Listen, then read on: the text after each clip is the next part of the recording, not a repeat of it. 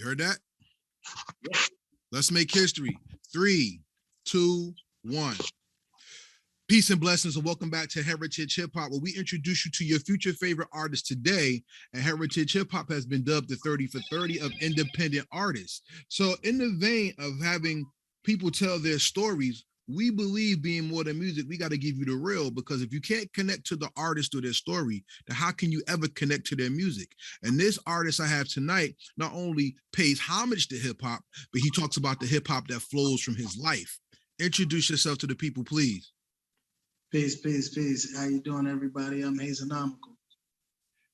All right, so let's start from the beginning, go to the middle, and end up in at the beginning. Hazernomical is an MC that believes in what exactly?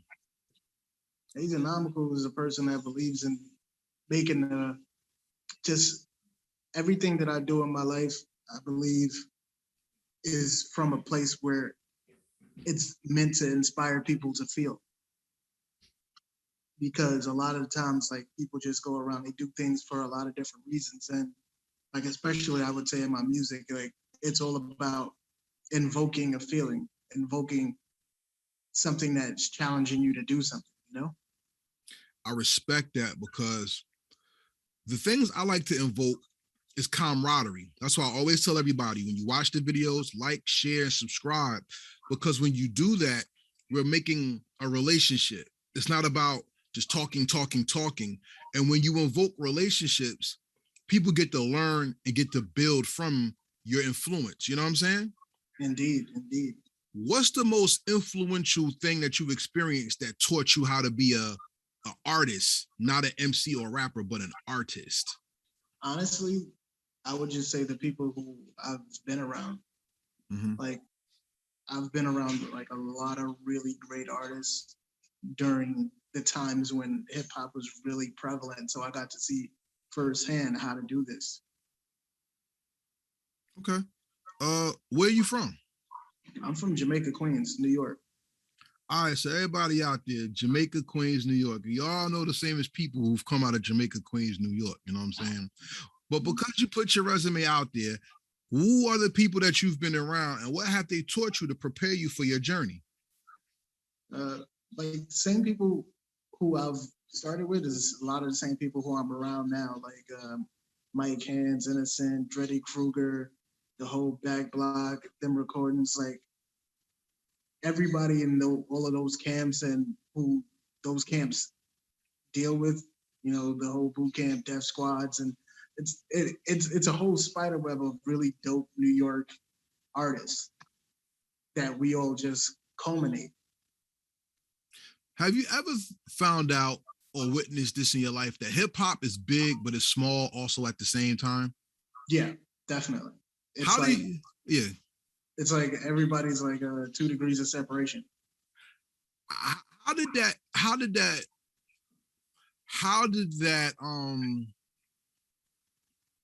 that experience blow your mind and make your world at the same time? It blew my mind when I started touring. Mm-hmm. And when you actually see, the funny thing is, everybody's doing music, right? And it's easy to release music from home, especially now with the pandemic and everything. So when you actually out there touring and you see somebody who is from your neighborhood or from your city, or just somebody who you bumped into at a show before, it's just like, oh, you out here too? Oh, you working too? You working? Okay. So it's like, all right, we know who we are. You know? I like that, because I think, see, when you don't do hip hop, you have the grandiose joy of thinking that hip hop is real big, and it's like, it's another world. But when you get into hip hop, you realize hip hop was always a part of your world, and now you're showing the people who you are. Yeah. Tell me. Funny. It's like some of the people who I grew up listening to, it's like they ended up being like mentors of mine. It's like, wow, like, look how this works. Like, they was always like right there. Yeah, it's like, I don't know if you were big into cartoons back in the day. It's like When you first start doing hip hop, you feel like a mutant, and then when you start performing and doing tours, you realize there's the X-Men. You know what I'm saying? Exactly. Yeah, it's a group of people out there that not only personify your dream, but they also are living and helping fuel your dream by being a part of your story. You know what I'm saying? Exactly. 100%. Who was the first artist that opened your eyes to hip hop and made you really want to do it? Man, I can't even say it was just one. It was so many. Because it's like if you listen to hip hop like from the beginning, and then it's like you have the forefathers who come into your life because older people listen to them, or maybe there's a drop on the radio, and then there's the music that came around at the time that you were coming up, and then there's the artists who came after them. So it's like at any given time there's like an enormous clash of music just always moving in and out your cipher. So it's just like I couldn't pin it down to one. You know who did it for me? The first hip hop artist that ever moved me was Ralph McDaniels. He never rapped. Yeah, true. See, I think the thing I got from your EP, Hip Hop Shop 101, which is available right now on all streaming platforms. Make sure you purchase this, but stream it if you don't have the money. But if there's something on there that you really enjoy, please purchase it. Definitely. I want to just tell y'all that when I listen to this project, it seems like you encompass the enjoyment of hip hop as an art, not hip hop as a music. Am I correct? Yeah, 100% correct on that one. What part of the canvas was it that really caught you? Was it the music first, or was it the spirit? Was it the clothes? Was it the girls? Like what hit you first? The culture. What part of the culture is it that defines Hazernomical as an artist? The fact that hip hop as a culture is like all encompassing. Like I remember having conversations with people back before when hip hop wasn't as popular as it was. And people would say things like, I don't like hip hop, or I don't like rap music. I'm like, that's impossible. That's an implausible statement because there's too many facets to it. It's too many levels. It's too many versions. Like there's your jazz gangstar kind of, Diggable Planets hip hop. There's your Tribe Called Quest hip hop. There's fucking Big Pun hip hop. There's all types. There's so many types that there's no possible way that you can say like there's not a version of hip hop I don't like. And that comes from the fact that hip hop is encompassed by all of these different cultures, from Latin to African to West Indian to, like all of these things, they culminate in this brewing pot. That's why I feel like it could only start in New York, but I'm glad that it ventured off from there because it only got better and more time to develop. That's an interesting take that you said that, because even though hip hop is worldwide, mm-hmm. even with the verses we see, it's like New York is really bringing the essence of what hip hop really is. Because I think I have a new understanding of hip hop. I think hip hop comes from God, no matter what. I mean, you can never debate me on that and win in my mind. But indeed, like a mother loves her child, New York loves hip hop in a certain way that other people just won't understand. True indeed. And when you seen that KRS-One and Big Daddy Kane versus, mm-hmm. or even Jadakiss taking over the verses with the Locks and versus Dipset, it was something special that raised the bar of the verses. Because to me, I thought the verses was corny for a while. Yeah, it was dying a little bit. It was, and back to what you're saying, when hip hop came from the cradle of New York and ventured out, there's a spiritual scripture that says that a man is a man when he can travel to the world and then come back to his hometown or home village or his own country and have stories that tell you about his growth. Exactly. Tell me about some of the travels that you've had throughout hip hop that have contributed to your growth, not only as an artist, but maybe as an individual, as a man himself, because of it, the travels. Well, I'm fortunate to say that hip hop has taken me a lot of places where, because usually when you speak to people of different ages, it's like a lot of people don't leave where they're from. New York is one of those places where, and this is like another funny conversation that I have with my friends. It's like New York is one of those places where you don't hear people growing up saying, I want to go here. You know what I mean? Like people grow up down south, it's like, hey, I can't wait to make it to New York or California or whatever. People in New York is just like, eh. You know what I mean? So like hip hop put me in a fortunate position where I got to travel like all over America, a couple places outside of, and the different people, the different lifestyles, the different cultures, the different, just lives that I've met strictly because of music and hip hop is like, I'm eternally thankful. That is even more significant to your project because your project talks about that growth in so many levels. Like, let's talk about B. Tell me about B and where you were taking the subject matter there, because I think that song is one of the more deeper ones on your project. B was one of those songs that originally came out of me understanding exactly my place in the world and where I've come from, where I wanted to go, and the fact that it was literally always there. Like, you know how they say, like, the things that you need are always around you. And all it takes is one right move, but you will never see it looking forward, only looking back. So that's what beat represented for me. I think the cleanest, most precise wordplay artist or MC or rapper, if they're gifted, can give you is truth with a sprinkled story and a lesson into it. You talk about the 5%, but being well known and walking the earth and all that. And I'm like, yo, those are the lessons that hip hop started with that seem to have been lost within time. I ask you this question. Where is knowledge itself when it comes to being an artist in today's times? And how does knowledge itself preserve itself within the culture when people are profiting off of being ignorant instead of being learned, in your opinion? Well, there is only going to be 5% out of 100. So knowledge itself is always going to be there, but it's not always going to be the most prevalent thing to the most amount of people because people love the devil for what he gave them, which is nothing. So as far as it being there, it is because it is our duty to teach this culture through truth. You know what I mean? So it's got to be here. We have to live. It's our duty as, men, as original men, as musicians, as artists, as no matter what are you doing in your life, even if you're just a carpenter or, a guy who drives a truck, it's still your duty to pass these lessons on.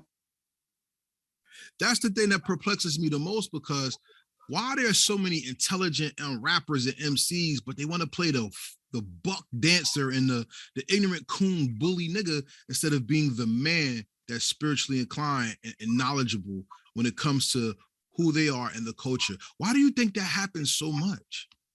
Well, because it was the easiest thing for the industry to sell. And again, like going back to what I said, like people love the devil because he gives them nothing.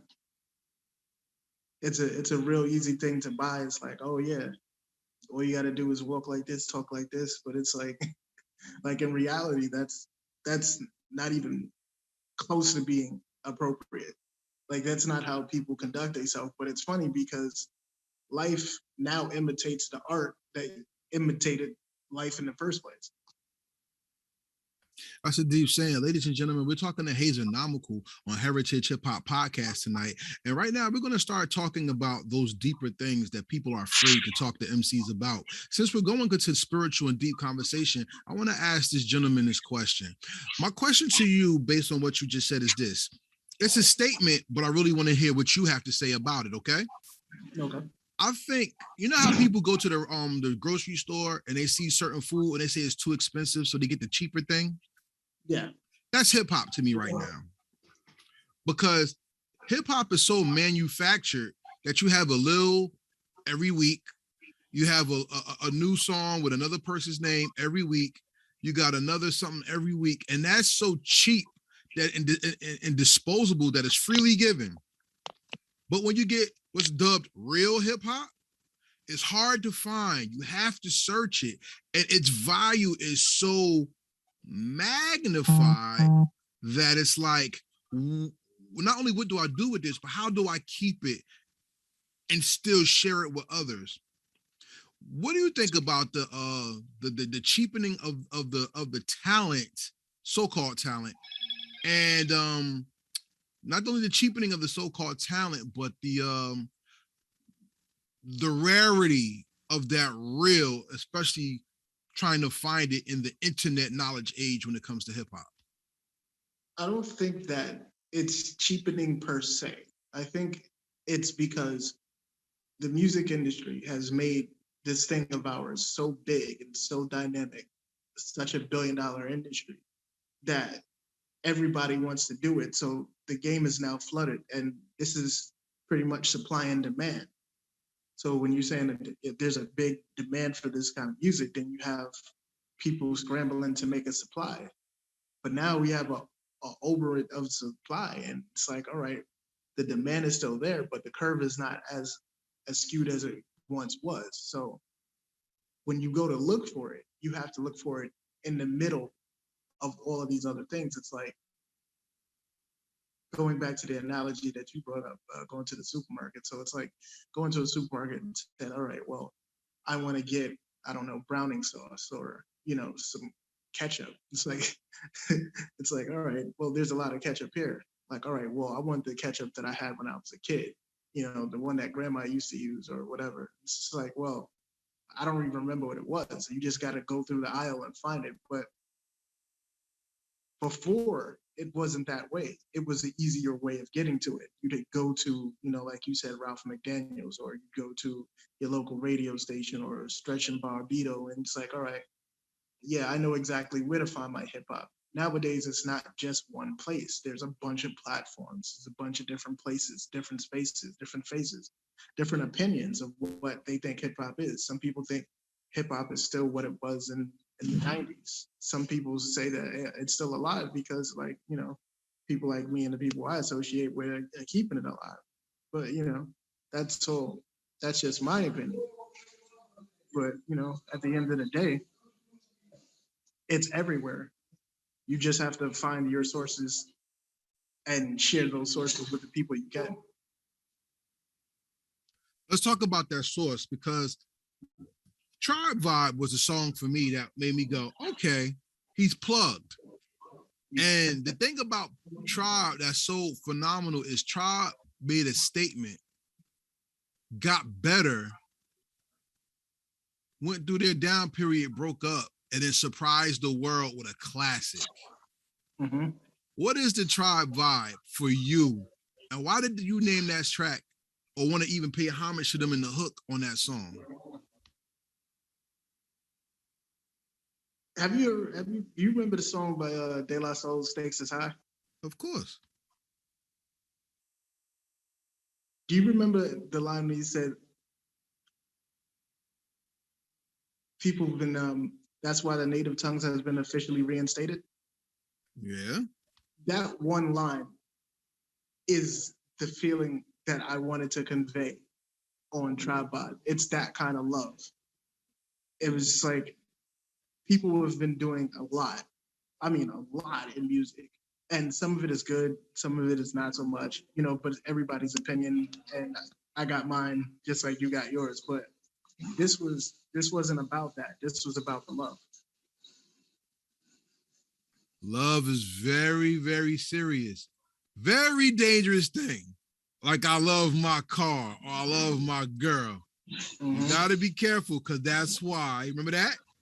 Love's gonna get you. Now that's how I feel about most hip hop today, because I think a lot of people love nothing and don't know that nothing that he love is a bastardized version of something great. You know what I'm saying? But that's love of material things. Like, I was referring to like the love of the culture, the love of your people, love of everything worth loving, like the real things, the things that money can't buy. Of course, I got that from you.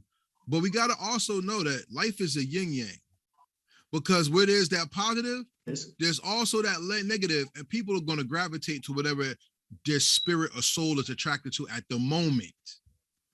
You feel what I'm saying? And that's kind of what I thought you was talking about in the song "Hear 'Em Say" in hip hop, both songs. Mm-hmm. Because you touch on the dynamic of what hip hop is, and even what people say about your music, and they don't really know you do this thing, and when they do, then that beat drop, and you hear them say they on it. You know what I'm saying? As you see, we listen. It wasn't none of it trash, but hear him say. As you see, we really listen to the music. We don't play games with our questions at Heritage Hip. Oh yeah, and I'm 100% appreciative of that. I love it. Most people want love, but they're not accepting of love. They want to have it, but they don't want to accept it in order to understand it and give it. When did your love actually get tested by hip hop and made you question not if you love it, but your place in it? Because everybody goes through something like that in life at some time.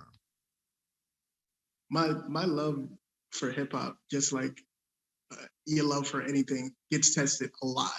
I would say in my life a lot. It has happened a bunch of times, and like the most poignant times that I could point out is probably in, I would say, somewhere early 2000s or somewhere around that realm, where it was definitely going toward more of the trap music and starting to lean heavy down south, when everybody was starting to get down south accents and try to rhyme off of Little John beats. And I was going through like a lot of things with people who were in my immediate circle and who, I started with, as far as like doing recording, making, producing.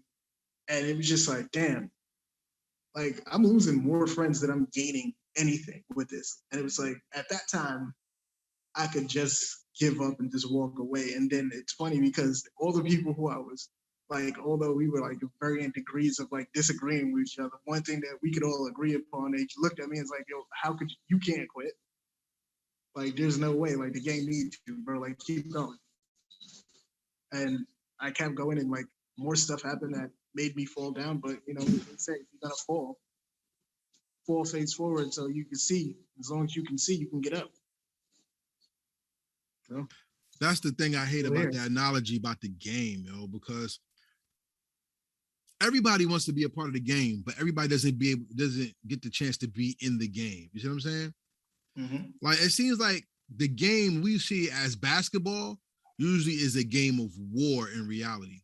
That's why I think what you said about New York is so interesting, because I can see why people from New York don't really leave New York, because New York is like 700 places in one place. Exactly. Because look at how big Brooklyn and Queens are, and you go to different sections of Brooklyn and Queens, and it's different slang, dress styles, and everything. Mm-hmm. Then you break down Brooklyn and Queens, and then you got the Bronx. Then you got damn Uptown. Staten Island. Think about Staten, Long Island, now Buffalo. People were now acknowledging upstate New York. Mm-hmm. New York City and New York State, even the dynamics. And I mean, it's so big. It's so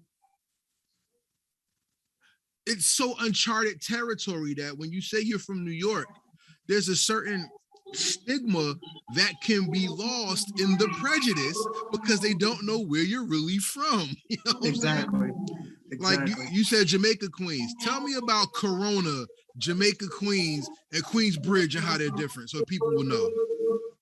Like, it's funny because my brother, like, he's like my dude in this game. Like, we came in here, we've been fighting a good fight for hip hop for like the better part of the last 10 years. And he's from Corona, from Jackson Heights, actually, specifically. And it's funny as hell because like right before like we met, it's like I had never spent that much time in Corona. Like I've passed through it, but I didn't really. And it's like with him, it's like, oh well, this is a whole different side of Queens that I didn't even know about. Like, hold on. And then the bridge. It's like the bridge and Far Rockaway are like places in Queens where like you gotta really be from Queens to know how to navigate those waters. They're not really accepting like UFOs, as they used to say. You know what I mean? So, but man, just to be in all those places, and The number one thing that brings us all together though is like well, I guess the opposite sex and food. You know We what at I mean? That Heritage got Hip Hop. We at everybody crossing Heritage Hip borders. Hop. Don't condone opposite sex. Those are some of the words we don't use, like opposite sex, and we don't use words like minority, stuff like that. Those are belittling words. Nah, let me just clear that up for everybody who are watching. There's no such thing as the opposite sex. We are complementary pieces. That's why we come together to make life. If you oppose, that means you're at war. And we don't want a war with our complementary queens. So salute to all the ladies out there. We support you. And Hazernomical's teaching us some lessons. So let's get back to the lesson. Go ahead, sir. Yeah, so it's like all of these lines that are usually drawn in the sand, we still find so many ways of coming together as one.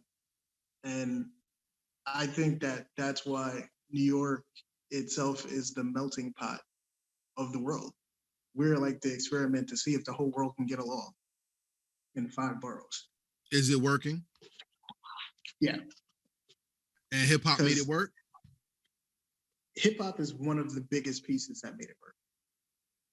Because as you know, like us as people, we always communicated with each other through music. That was our way of sending subliminal songs that, even back to the plantation, even back before the plantation, we used to use these codes so that no one would know what we were really speaking about, what we were really trying to say. And that is really prevalent in the music that we make. So once we started making that music and we implemented the other tribes, as in other people from different places, into the same music, then they started understanding what was being said. They got the key. And that is one of the prevalent things that brought us all together. That's heart too. That's spirit and heart. So as an artist who has spirit and heart, how did you pick your producer to know who has your heart when it comes to music so you can express yourself over the sounds that you look forward to? Well, I work with a lot of producers, and honestly, like it all happens so organically because that's how I like when stuff happens. Like I don't like things that are forced. I don't want anybody to make it feel, in that kind of businessy way. I want it to be organic. I want it to happen naturally. And it's funny because when I made the hip hop shop, because I produced that, it was just like me hanging out with a bunch of my friends and like me and Doc Ock, he's the person who hosted the tape, and we used to be on tour for like Royal Flush and Tragedy Gaddafi, and we'd be like just riding, and they'd be like, "Yo, Hayes, throwing some music." I'm like, "Yeah, okay." I start playing these old songs, and like we all just vibing, talking about like who sampled what and where everything got used, and it graduated from that to Doc Ock was like, "Yo, make me a playlist of some old joints, bro." I'm like, "Okay, I got you." And then that manifested into, I wanna make some music that reflects these conversations that we have while these original songs are playing. I want to bring them back to record digging, crate digging, and all the beautiful elements of hip hop and have like real conversations. And that goes once again to the beginning of the interview that we talked about, which is the story. Because if you don't connect and you don't have a story, how can you make a culture of something that's God-given that has brought us together already without you even knowing? Hey man, this is a great interview and I don't want to stop it. So let's continue on and have some more fun. You mind? No problem. Tell me about Jux Diamonds. Salute to Jux. That's my guy right there. And he's like, yo, you got to get my man on here. So tell me about Jux and your relationship and how that came forth on this project. Jux is my brother. Like we both started off on them recordings together. And it's like, if you know about them recordings, like everybody who was on that, everybody who was about that, who participated in that, we're all still like OD family right now. So it's like we were always that kind of. It's just like he gave me a call, like, yo, bro, come to Back Block. I'm like, okay. Like, you know what I mean? Like, I was already here anyway, bro. Like, you haven't said a word. He's like, all right, like, yo, bro, let's do this project. I'm like, okay. And then, I went to the studio, finished up some things, called him up, like, yo, I got this joint for you to get on. He's like, all right, let me hear it. He heard it. He was like, oh, yeah, on that. Sent the verses back, and then, that's how I Apologize came. I Apologize is a very bold song because not a lot of men are apologizing to women for anything. Yeah. And for a song like that to be made, I only heard one other artist make a song like that recently. And for a song like that to be made, that shows more guts and more balls and love for the culture than somebody talking about the things that's usually going on. Let me ask you, I usually save this question for the end of the interview, but I want to ask you now. Because you brought up a topic that's not really celebrated or talked about in hip hop, what are other topics you like to see hip hop talk about that are not being heard at all in the culture right now, musically? I would like for people to bring up like the topics of just actually life, like real life, like without romancing it, without like dragging it and making it like overly overt, just like real life relationships, how we get along with each other, how things happen, how you view it from a different angle. Like these are things that I would like to see. Honestly, I would just like to see people being more of themselves because there's already the person that who you want to be exists. So don't be that person. Be yourself because there's nobody speaking for the real you except you. If you spend your time speaking for somebody else, then it gets weird and convoluted. Isn't that powerful though? That with hip hop culture, because I think hip hop, I think hip hop culture is going through duality right now. I don't think our people control the culture because we go to others for power, which is garbage. But I think hip hop culture is going through duality because through ageism, which has been planted in our community to make the youth hate the elders and the elders hate the youth, and now we got a middle ground that's like going both ways. I think it's very strategically evil, and we have to combat that. And the reason why I say that is strategically, the youth talk about more of the gunplay and the violence. It's the elders that's actually like, look, man, if you were really about this, you can rhyme about other things. That's why I thought it was so refreshing that the verses happened yesterday, and we got to see two legitimate MCs, by the way. Yeah, 100%. Who had songs about empowerment, togetherness, love, unity, and talk about social issues, yet can still entertain and not have to go to gun bars, violent bars, sex bars, and things like that.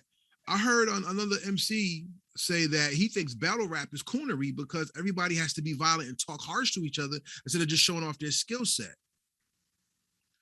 What skill set in hip hop do you miss, and what one do you think should come back to help elevate the culture to the next level again as it evolves? Storytelling, 100%. Because I think like you can get a lot of bars and be really poetic and completely lose the people with what you're trying to say, but everybody understands the moral of a story. I would like to see story rhymes come back, like people who tell like whole stories. I think the last new artist who I heard doing that like really big was like King Von, and it was so crazy that it was refreshing. Like wow, where did that come from? And it was dope though. Rest in peace to King Von. Salute. R.I.P. Hey man, like I said, man, for y'all who don't understand, this is Heritage Hip Hop, where we are more than music. We introduce you to your future favorite artist today, and we're talking to Hazernomical, who has a new project out right now, the Hip Hop Shop Volume 1 EP on all streaming platforms. But we at Heritage Hip Hop don't believe in streaming. We believe in purchasing because guess what? When you stream your music, you're renting your music. So if he has a song that you really like or love, we ask that you purchase the project and you show him not only the type of love that he deserves monetarily, but you ensure yourself more music, because when we pay these artists for the work that we do, not only do they have joy in sharing it with us, they enjoy in us showing that we appreciate it as well. Do you agree? Exactly. That's exactly how that works. Like, if you want more of it, you have to purchase it. You have to purchase the merch. You have to go to the shows, show them how you like it. Because if this is what you want, then more of it will be created. But if you're not showing the artist that this is what you want, that's why a lot of people started changing up their vernacular, changing up the way they talk or the way they dress, the music they make, because they think that's what y'all want. So y'all keep saying like, no, we want mature music. We want more, better subject matters, deeper poetic symbolism. Okay, so then support it. I agree wholeheartedly. But you know what, bro? I need to get to New York because I want to chill with y'all. I really want to meet some of these MCs and these other voices in New York. But you know what? Y'all state and city is full of shit, man. I'm gonna keep it real with you. I went to that Biggie concert, the Budweiser joint, got all the way up to the door, and they like, you ain't vaxxed, you gotta go. Yeah. New York is killing me with that vax talk. And look, I'm not against it. Do what's best for you. But because I wasn't vaxxed at the time, and I'm still not, but because I wasn't vaxxed, I couldn't get to enjoy the show. You know what I'm saying? And my thing is, like, even if I wanted to go to the Barclays for the verses, if I wasn't, you know what I'm saying? Exactly. And that sucks, because now the culture is getting divided again, and society's doing it. You know what I'm saying? But like I said, I'm not against it. I don't care if I don't want to talk about it. I just want to know everybody's safe, be safe, do right things by you and your family, and be careful. That's all I want to say about that. But Exactly. we all about life on here, so preserve your life with the choices that you make, and make sure you honor the Most High with the life that you have. Hayes, man, it's been a great opportunity talking to you, man. Give everybody your social media so they can follow you and get that great music. Well, it's been excellent talking to you as well. I really like it. It's been a dope experience. For everybody out there looking to get in touch, man, y'all can hit me up on honestly every social media platform that exists. It's all Hazernomical. There's no other words or terms you have to put in. So you put in my name, send me an email, send me a DM, whatever. I'll personally respond. There's no bots or other people working for me who's doing it. I like to keep that relationship open with people who like my music. So with that being said, brother, it's time to test your knowledge. You ready to play that game? Oh, sure. Let's go. Here we go, everybody. We have come to the rapid fire questions. The rapid fire questions are not yes, no questions. These are questions designed to show everybody not only your dopeness, but your deepness and your understanding of the hip hop culture, yourself, and the art that you do. You ready to go? Let's go. Sidebar, did you talk to Jux about this? No, I did not. This is going to be great, because for you get new questions. So here we go.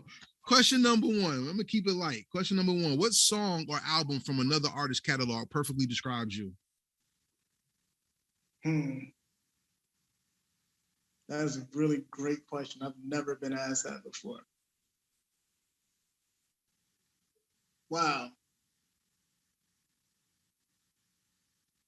Stevie Wonder's songs in the Key of Life.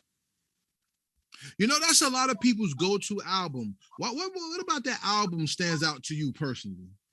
It's literally, it's spiritual. Like, because he had already made, what was that, Innovisions? Mm-hmm. And it's like he had already grown up from being like little Stevie Wonder and, went out venturing into his own realm. But Songs in the Key of Life was like the theme music to what it's like to be an inner city youth, kind of like Trouble Man from Marvin Gaye. So like songs like that will always be like staples, I feel. What's dope that you said that? There's another sidebar.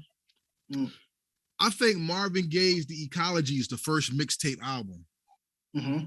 And I think Stevie Wonder and everybody followed that. That was the change, the shift in music in the 70s. Because then people start saying, because he got to do that album the way he wanted to, people wanted to have their own artists direct the albums. And I think that gave birth to the mixtape style of album.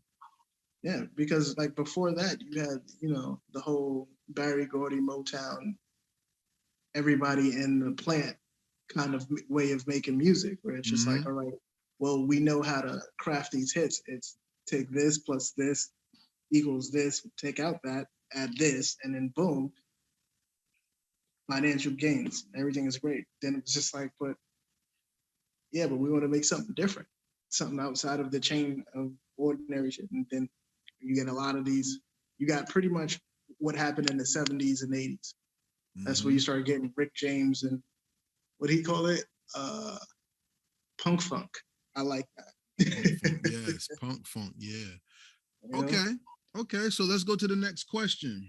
that's What's more influential to New York hip hop? The concrete, the sun, or the cold wind? it depends on the neighborhood. Talk, break it down for me. So New York is one of those places where it's very literal, right? The higher up things are, it shows you where you are. Like, all right, so you can be anywhere in New York from the subway, which is underground, to a skyscraper looking across the land. There are different realms of everything that you can see, everything that you can be in. And depending on those realms is what you gravitate more to. Mm-hmm. So that's what I said. It really just depends on the person. Let's pause right there. Mm-hmm. Because now I'm on a different level with you. Okay. Let's use your same analogy.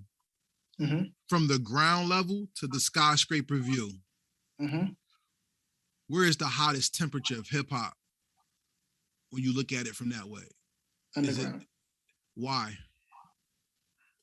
Because you're so removed from everything else that you have to keep the heat on. So then why does everybody dream of going to the top when the underground is the most appreciated and But most not level part of it? but see, not everybody dreams of going to the top. Talk Actually, about it. a lot of the underground artists that you would speak to, they honestly just want to make a living from it, which is like, well, I go to a show, I sell a couple hundred CDs, I sell a couple T-shirts, and y'all keep funding me enough that I can come back and do this again tomorrow and the day after and the week after and so on and so forth. Like they don't have dreams of like, oh yeah, I want to be Jay-Z. Like that's more of like the other side. Like Mhm. most people who are like from the underground who even came from there or are still there, like, bro, they just obsessed with making dope stuff. That's why we miss Sean Price as much as we do, isn't it? 100%.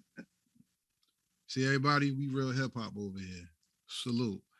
All right, here's my next question. What's the perfect hip hop beat? Meaning, if that person never made that beat, it would have been your beat and your first single. I don't know. The perfect hip hop beat. Yep. The perfect hip hop beat has to be a break beat. Mm. So I would say probably weirdly enough, well, not weirdly enough, but probably like stereotypically, Daytona 500. Okay, we going Wu-Tang over here. Yeah. All right. Shout out to Wu-Tang. And you know that Iron Man album is about to come back out again at the end of the month, right? We got 2 more weeks to the instrumentals come out. I want to hear Hazernomical Blaze Daytona 500. What's up? Yo, here's a funny story about that, right? Uh-oh. So I'm up at Gorilla Grooves Radio, Mm-hmm. and they're playing my music. We're talking in the background, and Jux is standing beside me, and he's like, hey, he's like, look over at the computer, look at the comments, and I'm reading the comments. It's like, yo, this is dope. It's like, yo, imagine if this is what Supreme Clientele 2 is gonna sound like, and I'm like, what? Okay, that's interesting. Like, yeah, imagine. That would be interesting. That would be interesting because Like, as a producer, I think, and let me know what you feel about this because you're actually playing on both sides of the fence. As a producer, you want people to feel your beats, and as an artist who rhymes, you want people to hear your words. What is more fulfilling for you? For you to fill the spirit with music, or you to fill the spirit with knowledge and understanding through your words?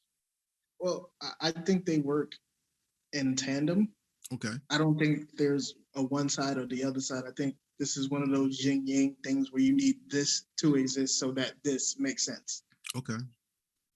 Like, you have to have words with meaning, because if where you stand is your reality, then all of your actions should have power.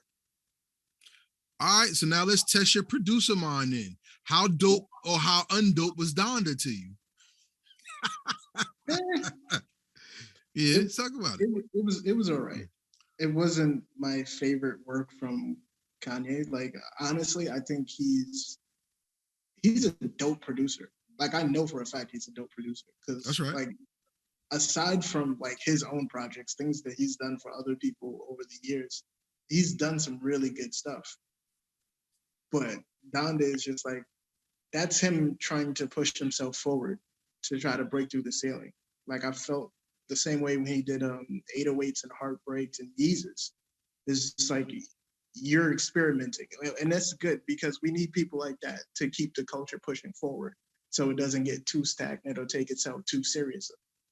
That's the same reason why we salute Outkast for, and why we crave to have them back so badly, because it's interesting when people do that.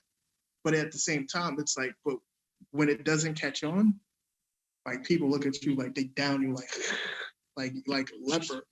But at the same time, it's like, well, it's gonna be some failures, but you're not gonna be able to attain these heights without some failure. And I think that's one thing, not even just as artists, just as people, you can't be afraid to fail. Like, a lot of people teach you to be scared to fail, like shame and never show your failures. Like, show your failures, bro, because that's how we learn. We learn through our failures. You just gave me a very Miles Davis type vibe right there. Because Miles Davis said the same thing. You never know heard Miles Davis talk? I have.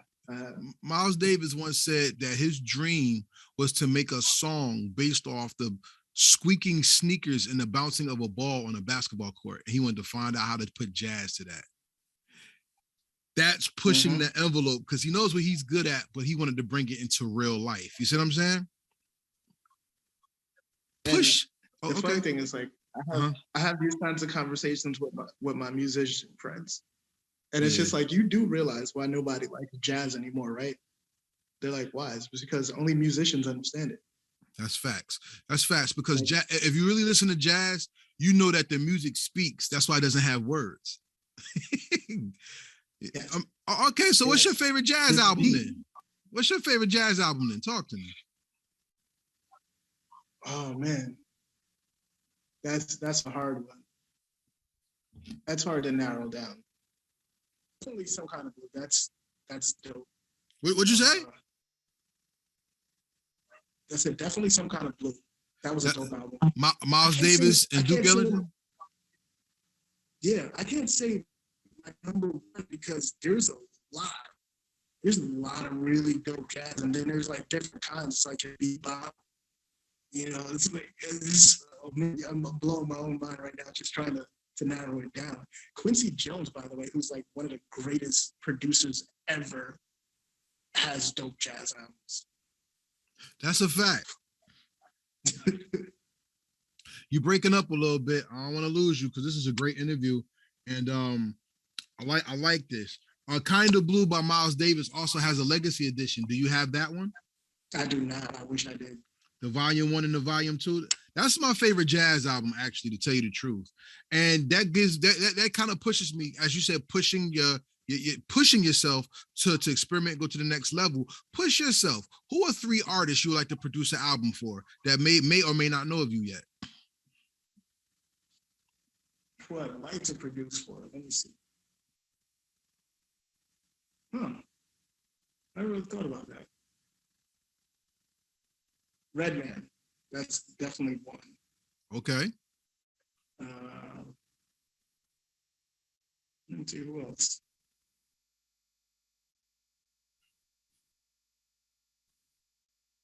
See, I would in my mind, it keeps going back to Quincy, but I know that I'm not ready for that yet. I am Okay. nowhere on the planetary level to do anything with that man, but I would love to. Like, I would love to produce alongside him and like Jimmy Jam and Terry Lewis. That would be like that would seal a deal for me. Hey man, look, that's a good list right there. Redman, hip hop level, Quincy Jones, legacy level, and Jimmy Jam and Terry Lewis. That's legacy too, because that's Janet Jackson's whole career almost.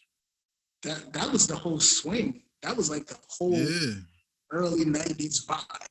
Mm-hmm. Yes, it was. Everything that they touched was gold because they influenced Teddy Riley. New Jack swing, right? Exactly. So, yeah, that would be really dope. Well, I don't want to lose you, so we're going to come to the last 3 questions of this phenomenal interview. Everybody out there, make sure you like, subscribe, and share of this interview. Hit that like button, please, and leave a comment, because that's how we know how you like these interviews. You know what I'm saying? The last 3 questions. How did you like being on Heritage Hip Hop, or would you recommend us to anybody else? I would recommend you to everybody who loves hip hop. So make sure y'all subscribe, share, like, and comment. Second to last question. I'm gonna change it for you because of something that you said earlier in the interview. You said that storytelling is one of the elements that you like to come back. What's your top 3 story rhymes in hip hop history? Let me see.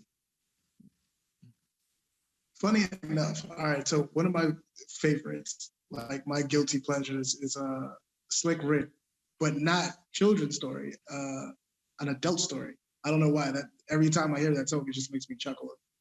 Okay, the song is hilarious. Okay, so that's one. The adult story. Definitely Big.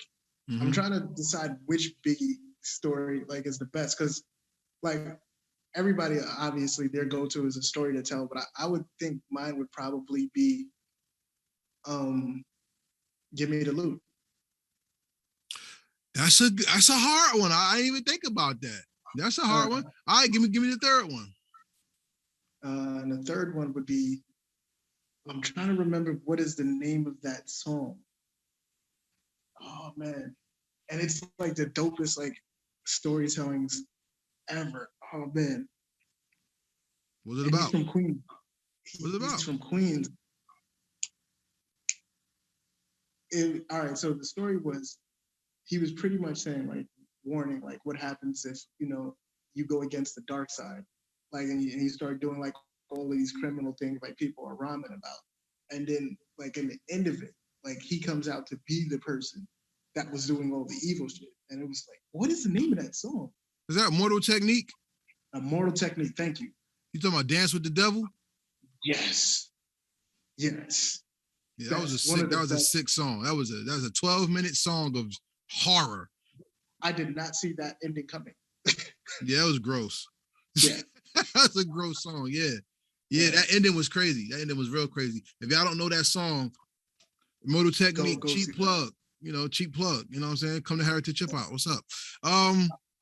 So yeah, we come to the end of the interview. We come to our last question. Before we get there, I like to tell everybody, thank you for watching. Heritage Hip Hop is a great platform, and it's not only great because of the host and the guests, it's great because of you. So we ask that you follow Heritage Hip Hop on all social media.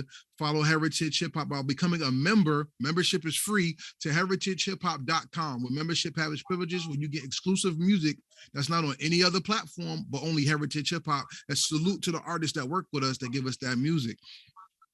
Hey, I got hoodies. Y'all, it's getting cold. Y'all want hoodies? Go to heritagehiphop.com and click on the link for the hoodies and t-shirts. If there's anything that you like, but not the color that you want, hit us and we'll make one something specifically for you. Color-wise, that is. You know what I'm saying? Also, we like to thank Hazernomical for coming on Heritage Hip Hop tonight with his great EP, the Hip Hop Shop Volume 1. Has his own production. Shout out to Doc Ock. Shout out to Jux Diamonds, my brother. Salute to my man. And we really want to tell you that hip hop is not just in the States. It's all over the world. We celebrate the hip hop culture from New Jersey, where I'm from, to the entire world. So if you're an artist, entrepreneur, teacher, doctor, lawyer, politician, or somebody who just loves hip hop, you have a place for Heritage Hip Hop to tell your story. We are more than music. And because we are God's people, we are his culture. And if God's culture is hip hop, our heritage is hip hop, which is God itself. So with that being said, we got to the last question. And the last question is I'm about to ask you is the most important question of the first interview. So you're always welcome to come back when your Hip Hop Shop Volume 2 or something else drops. All right. So the most important question of the first interview is when they do the Hip Hop Museum, which opens up in 2023. I want to be there. And let's say 2,523, 500 years from the opening, somebody comes into the museum and they see Hazernomical. And they go, wow, who the hell is Hazernomical? Because nomical means something to do with numbers, and haze, and they'll push that red button on the wall, and your hologram pops out, and they play your music. And your music is introduced to people 500 years from now. The most important question I want to ask you is, what is the legacy you leave behind that made the world better because you did hip hop? If I'd like to quote Tupac on this, like, I might not be the person that changed the world, but I'll probably be the person who influences the person who influences the person to change. And that's all I can actually hope for. So everybody out there listening, this is a theme on Heritage Hip Hop. Be true to yourself and do good with your actions, because when you do, not only do you inspire others with your sound, but you may inspire the person who inspires the person who inspires the person to make the world a better place. Because in the world now of disease, a world now of injustice, racism, classism, and etc., maybe there's a jewel that you may plant that will lead the next world leader to make the world a better place, and not only show that hip hop has been relevant for many years, known or unknown through the music, but the culture of it is grounded in love and inspiration that goes from generation to generation through what we say, what we do, how we act, and how we feel about ourselves and others in the process. With that being said, this is Karev of Heritage Hip Hop with Hazernomical, Hip Hop Shop Volume 1 EP out right now. And we say peace, and we out. Yeah.